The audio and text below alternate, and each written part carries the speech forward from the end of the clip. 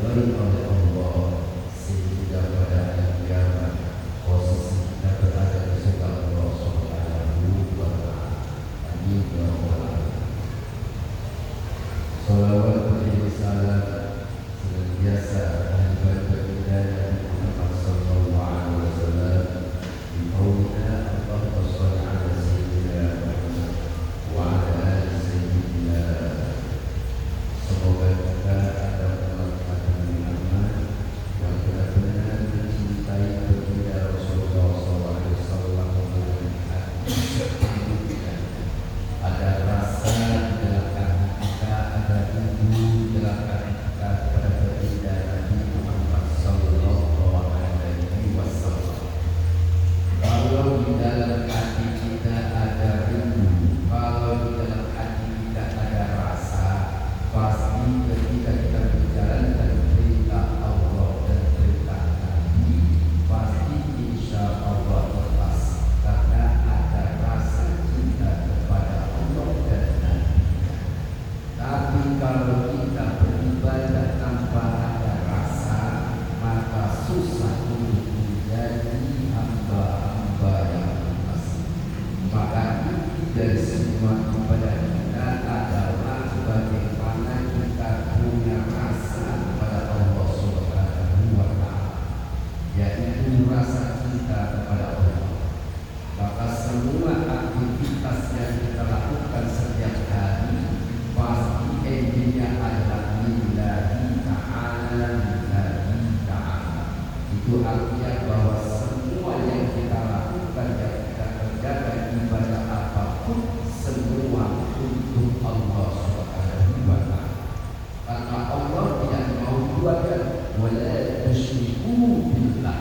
Allah tidak mau duakan, apalagi kita sebagai bangsa manusia. Allah saja tidak mau. Maka Allah Ahad, Allah buat kita semuanya. Allah Somad, Allah tempat kita bergantung setiap hari, sehingga semua permasalahan dalam hidup kita curhatkan sama Allah Azza wa Jalla. Insya Allah akan pasti ada jalan solusinya, karena satu-satunya yang memberikan solusi dalam kehidupan kita adalah Allah Azza wa Jalla. Saudara-saudaraku kaum muslimin yang masuk ke bawah Allah Subhanahu wa Ta'ala menjadikan manusia kita semuanya sebagai khalifah.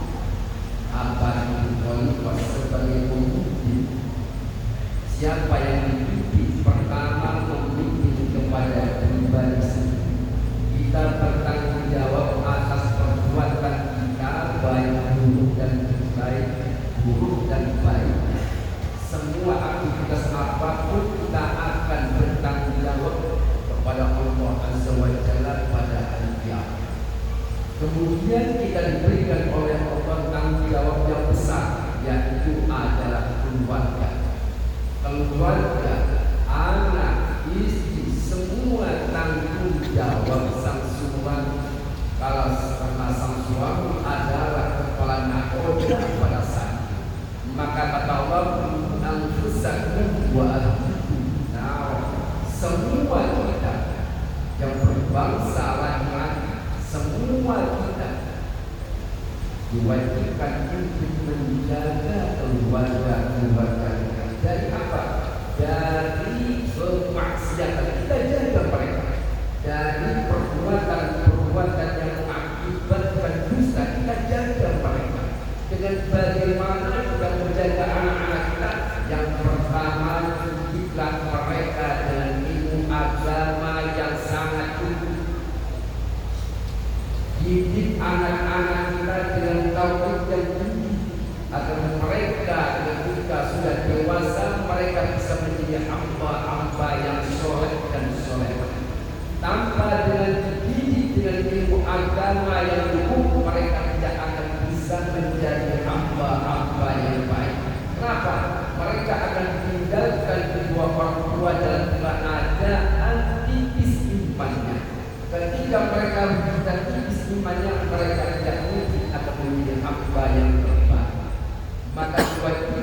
kita adalah bagaimana bisa mereka menjadi yang terbaik, didik mereka dengan ilmu agama. Maka pertama kali madrasah bagi kedua orang tua adalah rumah tangga. Dan siapa guru pertama dari anak-anaknya adalah sang ibunya. Maka di dalam Islam mengajarkan kepada kita semuanya, ketika kita mencari sang istri harus ada bangun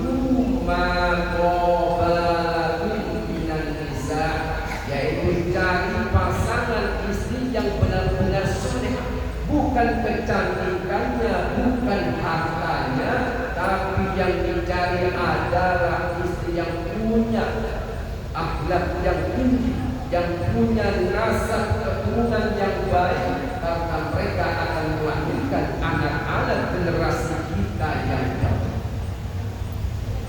Maka dari situlah muncul yang namanya generasi yang soleh dan soleh.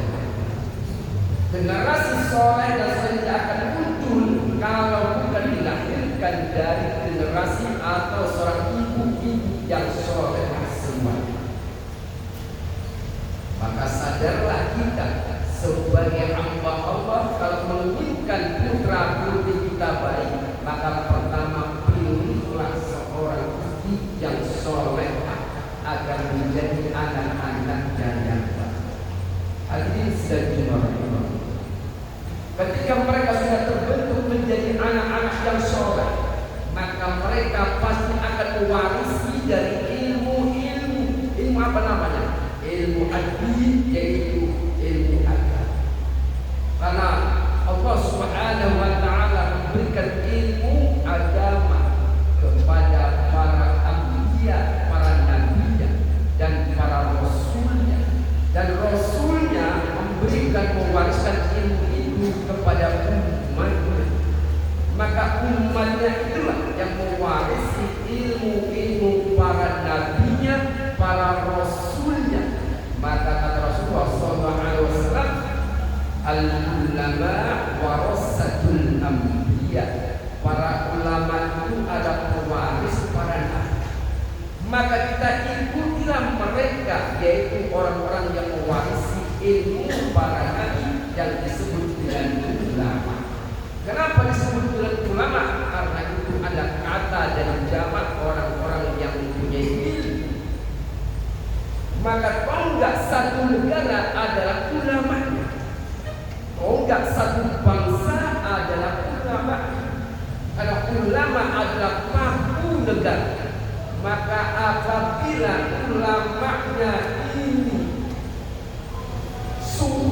artinya ulamanya ini jelek, maka semuanya akan berpengaruh kepada bangsa dan rakyatnya. Suatu hari dalam kitab Ya'ul ada salah seorang yang sangat alim luar biasa yang dikenal dengan Al-Imam Ghazali. Apa kata Al-Imam Ghazali? Fasadul ru'aya bi fasadil muluk. Kata Imam Ghazali dalam kitab Al-Hiyahnya, rusaknya para rakyatnya, rusaknya para masyarakatnya bisa bermuluk, disebabkan rusaknya dan bobroknya para pejabat dan pemerintahannya. Itu real kata beliau. Ternyata rusaknya masyarakat itu karena pemimpinnya rusak. Rusaknya rakyat itu karena pemimpinnya memang benar-benar rusak. Bagaimana kita bisa memimpin kalau diri kita saja rusak? Pasti akan rusaklah masyarakat.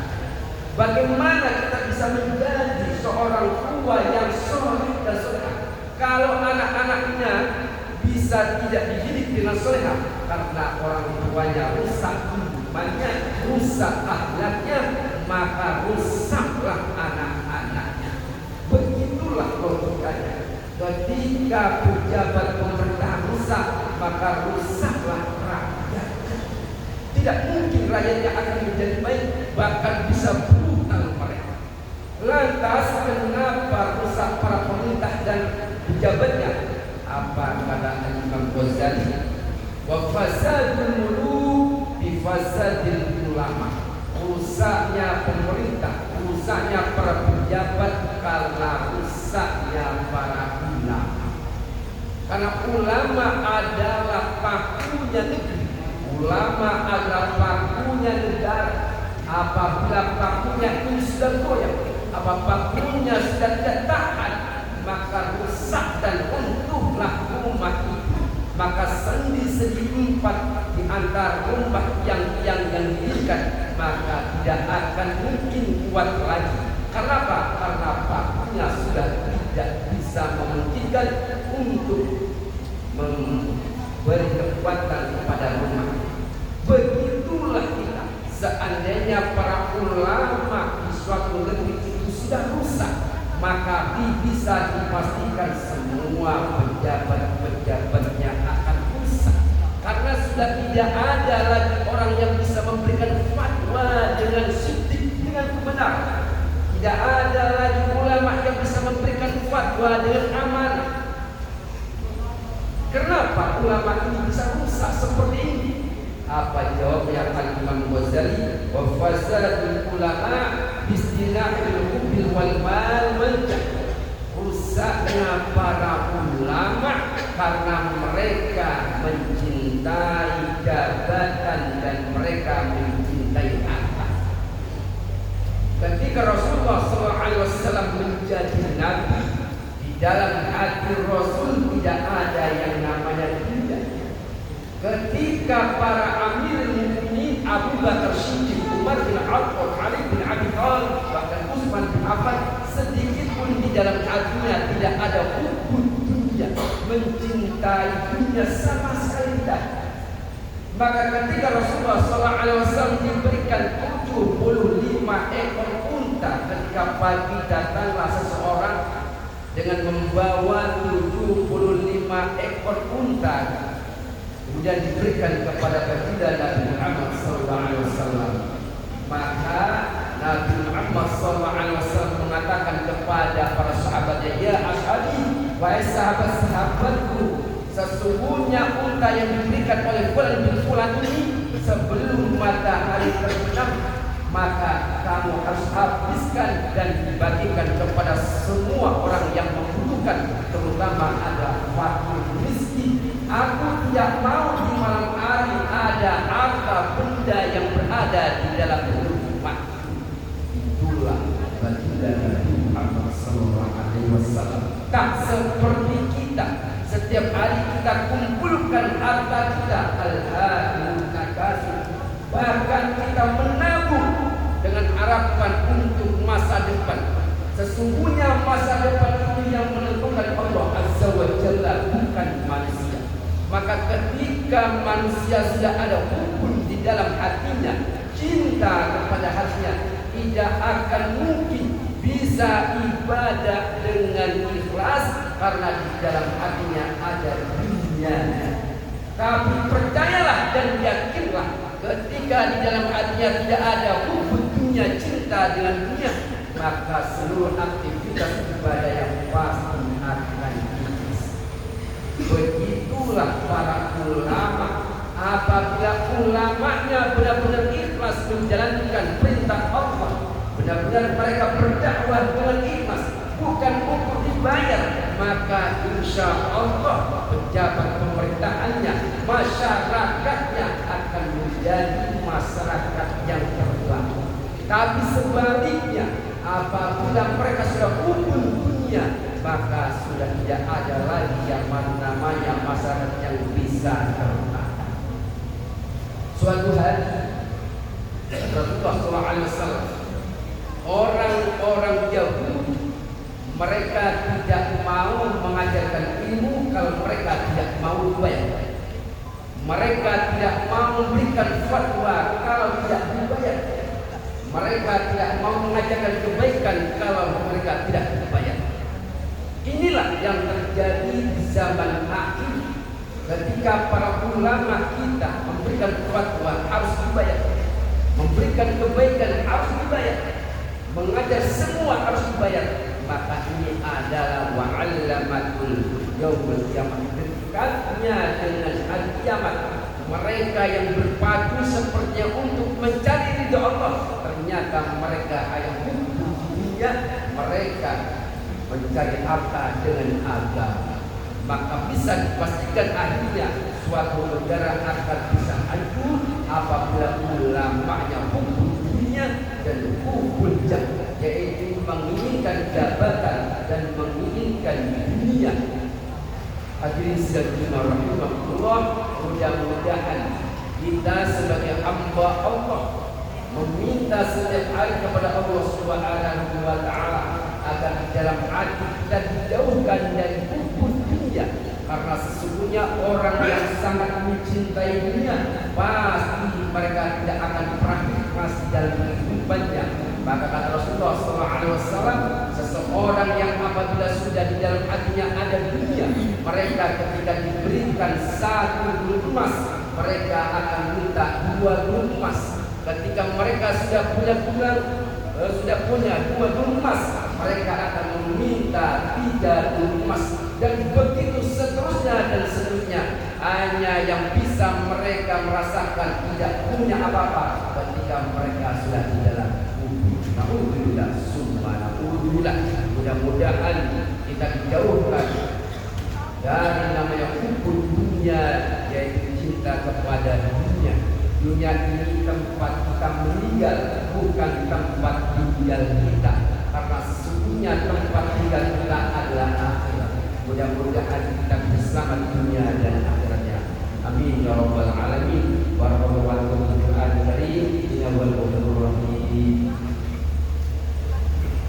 Alhamdulillah, alhamdulillah, subhanallahi wa bihamdihi wa la ilaha illa huwa.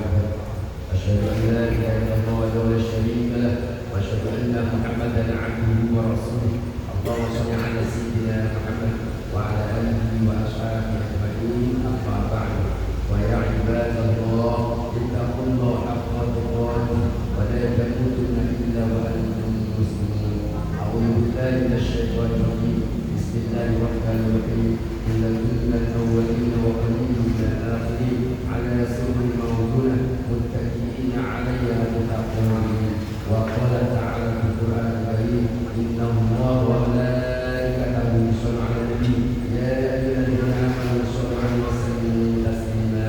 Allahumma ighfir lil muslimina wal muslimat wal mu'minina wal mu'minat al-ahya'i wal amwat innaka 'ala kulli shay'in qadir. Allahumma ihdina as-siratal mustaqim. Allahumma ighfir lana